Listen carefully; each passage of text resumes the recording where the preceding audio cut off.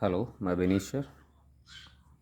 मैं आपके लिए फर्स्ट ईयर एंड ट्वेल्थ का एक बहुत ही महत्वपूर्ण टॉपिक केमिस्ट्री से लेकर आया हूँ, मोल और उसके आंकिक प्रश्न। यह प्रश्न आपके बोर्ड एग्ज़ाम के लिए बहुत अत्यंत महत्वपूर्ण है और मैं कोशिश करूँगा कि आपको अच्छे से समझा सकूँ। अगर आपको लगता है कि आपके लिए यह आपको वीडियो बनाया जा रहा है वो बहुत अच्छा है और आप उससे बहुत फ़ायदा ले पा रहे हैं और आप समझ पा रहे हैं, सीख पा रहे हैं, तो मैं उम्मीद करूँगा कि आप मुझे उसके लिए एक लाइक और सब्सक्राइब अवश्य करें। मतलब जो भी सपोर्ट कर सकें वो सपोर्ट सिर्फ एक लाइक के तौर पे या सब्सक्राइब के तौर पे करें। और एक दूसरी बात और भी है, अगर ये वीडियो पसंद आ रहे हैं इस प्रकार के, तो ऐसी नॉलेज मैं आगे भी देता रहूँ, इसके लिए भी मुझे एक अनुभव, एक मनोबल की आवश्यकता है, वो आप दें जिससे सब्सक्राइब करने पर वो वीडियो आप तक सीधे पहुँच सकें। धन्यवाद।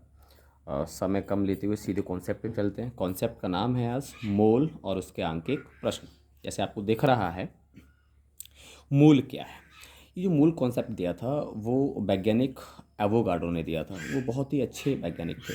उन्होंने किसी भी पदार्थ के अंदर मोलों की संख्या का पता लगाया।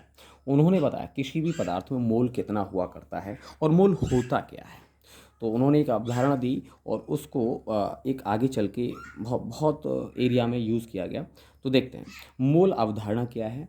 12 ग्राम कार्बन 12, जो कार्बन 12 होता है ना, C12, ये C12 इसका, तो 12 ग्राम कार्बन 12 में जितने परमाणु होते हैं वह 1 मोल के बराबर होते हैं। वो तो ये जो है ना इकाई माना, इसको इकाई मानकर बात की गई, लेकिन ये बात अब बहुत कम लोगों को समझ में आती है। तो इसलिए सीधा एक फॉर्मूला देख लेते हैं कि 1 मोल बराबर होता है वो 6.023 इंटू 10⁻23 कण होता है।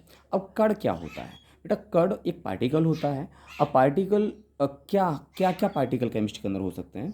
जैसे एक परमाणु, उसको भी आप कण कह सकते हैं, अणु को भी आप कण कह सकते हैं, और यहाँ एक कण है, ये इसको हम अणु कहेंगे या फिर इसको आयन कहेंगे। क्या कहेंगे?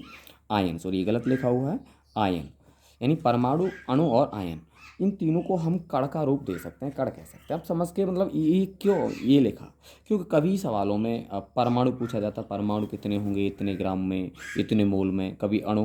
तो उसके लिए एक बहुत ही रामबाण फॉर्मूला है आपके सामने।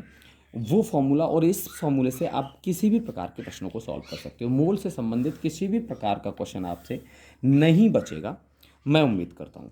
समझिए, सूत्र है मोल बराबर मात्रा बटे अणुभार बराबर कणों की संख्या बटे, इसको कहते हैं एवोगाड्रो नंबर। क्या कहते हैं? ये क्योंकि एवोगाड्रो ने दिया था इसलिए इसको एवोगाड्रो कहा जाता है। तो वो नंबर है 6.023 इंटू 10⁻23 कण। अब ये कण है ना, अब आयन पूछे तो इस कण की जगह आयन यूज कर लो। अगर आपको परमाणु पूछ रहा है तो कण की जगह परमाणु यूज कर लो। देखो किस तरीके से हम सवाल को सॉल्व करते हैं। पहले सिंपल ही सवाल सॉल्व करते हैं। क्वेश्चन है, देखिए क्वेश्चन है 18 ग्राम जल में, 18 ग्राम जल में, क्वेश्चन है 18 ग्राम 18 ग्राम जल में कितने मोल होंगे, कितने मोल होते हैं। बहुत अच्छा प्रश्न है और समझिए बड़ा सिंपल, बिल्कुल एक जीरो लेवल से आपको बताने का प्रयास कर रहे हैं।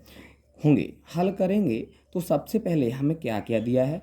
ये हमें दिया है 18 ग्राम, ये मात्रा दी हुई है। जल में कितने मोल होंगे तो मात्रा दी है, तो मात्रा कितनी बेटा? तो अब सीधा फॉर्मूला रखते हैं। क्या? अब देखिए, मोल बराबर होता है मात्रा बट्टी अणुभार, तो कणों की संख्या, और इससे तो कोई लेना देना नहीं है। हमें मोल ज्ञात करने के लिए मात्रा इसमें दे रखी है और जल का अणुभार हम जानते हैं कितना होता है, 18। तो आप निकालने की बात है तो हम चलो बता दे रहे हैं। जल की मात्रा, पहला स्पष्टीकरण तरीके से आप देखते हैं। जल की मात्रा कितनी दे रखी है इसमें बेटा? 18 ग्राम दे रखी है, 18 ग्राम। और जल का अणुभार, आप देखिएगा जल का अणुभार जो होगा वो क्या होता है? H2 होता है। आप निकाल सकते हैं H2 कैसे निकलेगा? इसका कितना हो गया? 2, और प्लस O का कितना होता है? 16, तो कितना निकला बेटा? 18। ठीक है। अगर हम मोल निकालेंगे, क्या निकालेंगे? मोल। तो मोल के लिए फॉर्मूला तुम्हारे पास क्या क्या है आप इसको देखिएगा। मोल के लिए आपके लिए फॉर्मूला है, एक तो देखो ऊपर दिया है मोल बराबर मात्रा बटे अणुभार। अगर मोल निकालने के लिए मात्रा भी दी है और अणुभार भी आपके पास है, तो मोल बराबर मात्रा बटे अणुभार रखिए। बाई चांस ये मोल बराबर मात्रा बटे अणुभार, ये आपका ना मात्रा दी है न्यूमेरिकल्स में और ना अणुभार दिया है, तो निश्चित तौर पर आपका क्या दिया रहा होगा? वहाँ पे कणों की संख्या दी रही होगी और उसके साथ साथ में या उसकी जो है अणु जो आपको याद रहते हैं, पता रहना चाहिए, 1 मोल बराबर जो होता है वो। तो आप ये देखिए और देखते हैं कैसे करेंगे। तो यहाँ पे हम क्या दिया है, हमारा मात्रा दी रही है, अणुभार दिया हुआ है, तो मात्रा बट्टे अणुभार, सीधा मात्रा कितनी है, मात्रा बट्टे अणुभार, मात्रा बटा कितना, ये बिल्कुल बेसिक से बता रहा हूँ, थोड़ा आप ये मत समझना सर बोरियत हो रही है, क्योंकि बेसिक चलने के बाद तब हायर स्टैंडर्ड के सवालों को भी करेंगे। कुछ छात्र बेसिक से ही कमज़ोर होते हैं, इसलिए वो सवाल समझ में नहीं आता, तो खास तौर पे ये पहली नींव है, यहाँ से सीखना जरूरी है। तो 18 बट्टे कितना हो जाएगा बेटा, जल की मात्रा भी 18 और इसकी नहीं, सवाल को थोड़ा सा डिफरेंट करते हैं, 180 ग्राम कर लेते हैं, थोड़ा सा ठीक लगेगा। तो ये 180 ग्राम मात्रा हो जाती है, तो इसको 180 ग्राम कर लेंगे और बट्टे में 18, तो मूल थोड़ा सा ही निकल आएंगे। तो ये था, तो इससे 18 से 180 10 बार कट जाएंगे, इसका मतलब 10 निकल के आए। तो जो मोल निकले वो कितने निकले, 10 मोल बराबर 10 मोल, मतलब सीधा ये है कि 180 ग्राम जल में 10 मोल होंगे, या 10 मोल जल के बराबर अगर हम देखेंगे तो 10 मोल जल में जो जल की मात्रा होगी वो 180 ग्राम बन जाती है, ये कहने का मतलब है। तो मोलों की संख्या निकले कितने हो गए, 10। ऐसे ही दूसरा क्वेश्चन सॉल्व करने का प्रयास करते हैं, थोड़ा सा और ठीक लेते हैं इसको। देखेंगे कार्बन के 48 ग्राम में, समझेंगे कार्बन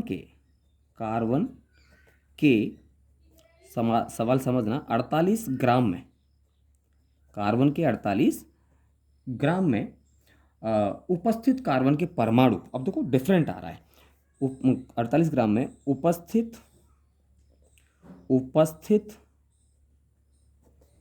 कार्बन परमाणु,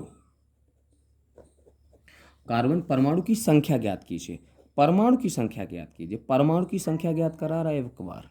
तो अब ये कहाँ से हो करेंगे, ज्ञात करो, कहाँ से करेंगे। तो देखो ऊपर हमने जो न्यूमेरिकल दिया, वो एक सूत्र दिया, अब ये निकलेगा परमाणु चाहिए, तो परमाणु तो कहीं है नहीं, है कणों की संख्या में छुपा है, क्योंकि कण बराबर परमाणु भी हो सकता है, अणु भी हो सकता है और आयन भी हो सकता है, तो फॉर्मूला यहीं से रखा जाएगा। तो पहले हम क्या क्या दिया है वो देखते हैं। यहाँ न्यूमेरिकल्स में दिया है बेटा कार्बन के 48 ग्राम, तो कार्बन की मात्रा कितनी दी है, मात्रा कितनी दी है बेटा, मात्रा दी है 48 ग्राम, ठीक है। अच्छा कार्बन का अणुभार कितना, तो सिंपल, कार्बन का अणुभार कितना होता है, 12, कार्बन का परमाणु भार जो होता है वो होता है 12, कितना होता है 12, ठीक है। तो अब मोल निकालना है, क्या निकालना है बेटा, मोल। तो मोल बराबर क्या होता है, देखो मात्रा बटे अणुभार, तो मात्रा और अणुभार दिया है, लेकिन मात्रा अणुभार से रिलेशन नहीं है, मुझे कुछ और चाहिए। तो मोल बराबर मात्रा बटे अणुभार, फॉर्मूला को रख दो, कोई दिक्कत नहीं है, बटे वो बराबर कणों की संख्या वटे 6.023 इंटू 10⁻23। अब जो कणों की संख्या लिया ना, इसकी जगह हमें क्या लेना है, पूछ क्या रहा है, परमाणु की संख्या पूछ रहा है, इसलिए कणों की जगह क्या लिखना, परमाणु की संख्या। तो मात्रा कितना दिया बेटा, 48, अणुभार कितना दिया है, 12, और उसके बाद आगे देखते हैं, अच्छा शायद देख नहीं रहा, सॉरी, मात्रा कितना दिया है 48 और अणुभार कितना दिया है 12, बराबर कणों की संख्या की जगह हम क्या लिखेंगे, परमाणु की संख्या, क्यों कणों की संख्या आप देख रहे हैं ऊपर, इधर जो कणों की संख्या है, इस कण को ही हम क्या कहते हैं, परमाणु। अणु पूछ रहा होता तो अणु की संख्या लिखते हैं, आयन पूछ रहा होता तो आयन की संख्या लिखते हैं। इसलिए हम देखते हैं कि यहाँ लिखा जाएगा कणों की संख्या की जगह परमाणु की संख्या, परमाणु की संख्या वटे 6.023 इंटू 10⁻23, ठीक है। अब देखेंगे क्रॉस मल्टीप्लाई करेंगे, तो थोड़ा सा इधर देख लेते हैं, इधर देख लेते हैं। तो परमाणु की संख्या इंटू 12, तो परमाणु की संख्या बराबर हो जाएगा, परमाणु की संख्या बराबर हो जाएगा क्या, इससे काट दीजिए, इसको बड़े आराम से कर सकता है यहीं पे, 12 से 48, 12 दूनी 24 दूनी 48, यानी 12 दूनी 24, 12 तीन 36, 12 चौके 48, 4 बार कट जाएगा। तो मतलब सीधा है कि परमाणु की संख्या बराबर 4 इंटू, आप देख पा रहे हैं 4 इंटू कितना हो जाएगा, 6.023 इंटू 10⁻23, तो लगभग 6 तिया 18, 4 तिया 12, सॉरी 4 तिया 12, 4 दूनी 8 और 1 9, 0 4 छक्के 24, इतने परमाणु संख्या कितनी होगी, इतनी, यानी इतने परमाणु आपके होंगे किसमें, कार्बन के 48 ग्राम में आपके इतने 24.09 परमाणु उपस्थित हो जाएंगे। अच्छा, ये एवोगाड्रो संख्या जो है ना बेटा, एक बार और बता दे रहे हैं, किसी एनसीईआरटी और भी करके किताबें हैं उसमें जो है 6.022 इंटू 10⁻23 कर कहते हैं। तो कोई फ़र्क नहीं है, क्योंकि ये जीरो के बाद में 22 या 23, तो लगभग पॉइंट के बाद में नंबर यहाँ बदल रहा है सैकड़ा के स्थान पर, आप देख रहे हैं। अगर इसके नीचे देखें तो 1/1000 रेशियो में, तो बहुत नॉर्मल है, इसलिए कोई दिक्कत नहीं है। ठीक है, थैंक यू। अगर आपकी समझ में आता है सवाल तो लाइक कीजिए और इसको शेयर कीजिए, सब्सक्राइब कीजिए, जिससे जो निम्न स्तरीय छात्र हैं, जो बेसिक से समझना चाहते हैं चीज़ों को, वो समझना चाहते हैं, तो उन तक ये चीज़ें पहुँचें और मेरा भी मनोबल बढ़ेगा और मैं भी उनको नए नए कॉन्सेप्ट लेकर दूँगा। धन्यवाद, थैंक यू।